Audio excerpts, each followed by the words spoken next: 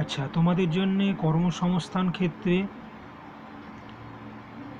এই সপ্তাহের যে বেরিয়েছে 1 জুন 2024, যেটা শনিবার প্রকাশিত হয়, তাতে যে খবরগুলোকে হেডিং করা হয়েছে সেটা তোমাদের সঙ্গে আমরা একটু আলোচনা করব।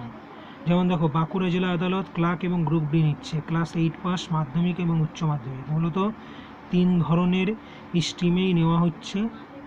এই অ্যাপ্লিকেশানটা বড় করে দেখানো হয়েছে, এটা তোমরা কিন্তু ডিটেলস দেখে সেইটা বুঝে অ্যাপ্লাই করতে পারো। 20,000 কনস্টেবল জিডির দরখাস্ত নেওয়া শুরু আগস্টে। এই খবরটা কিন্তু অলরেডি 15 দিন আগেও কিন্তু কর্মসংস্থানে প্রকাশিত হয়েছিল এবং সেটা কিন্তু আবার বড় উল্লেখ করা হয়েছে।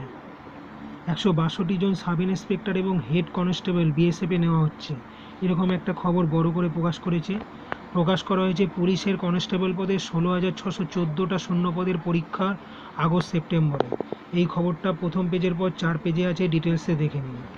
পাশাপাশি নেতাজি সুভাষ মুক্ত বিশ্ববিদ্যালয়ে 9টি বৃত্তিমূলক কোর্সে ভর্তি শুরু। আর সবচাইতে ওপরে আর একটা খবর যেটা দেওয়া হয়েছে, বায়ুসেনায় 304 অফিসার।